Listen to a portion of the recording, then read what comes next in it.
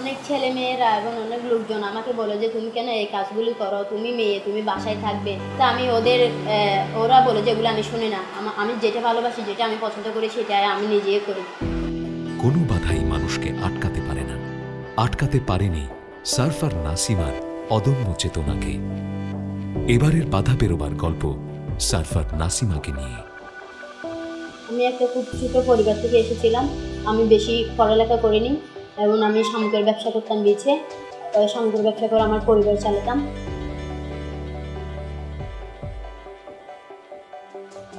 2007 সালে আমাকে কতগুলি ফরেনাররা এসে সার্ফিং শিখিয়েছে। এরপরে জাফর আলম বাংলাদেশের প্রথম সার্ফার, ও আমাকে শিখিয়েছে সার্ফিং।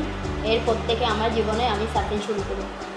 আমাদের এলাকার লোকজন সার্ফিংটাকে পছন্দ করে না, সার্ফিংকে ভালো মনে করে না, এবং আমি মেয়ে হওয়াতে সার্ফিং আরও পছন্দ করে না। আমার পরিবারে যে লোকজনরা বলে যে সার্ফিংটা অফ করে দাও, সার্ফিংটা ভালো জিনিস। অনেক সমস্যার পরে আমি সার্ফিং চালিয়ে যাই এবং আমার ব্যবসা বন্ধ করে দিয়েছি সার্ফিংয়ের জন্য।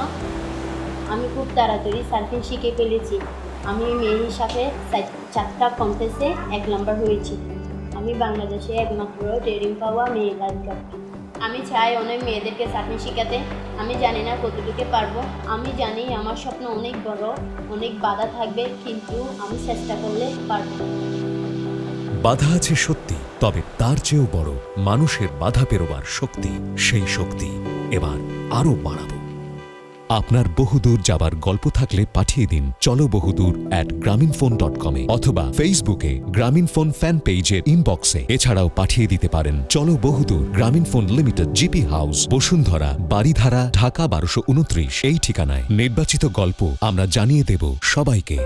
চলো বহুদূর, গ্রামীণ ফোন।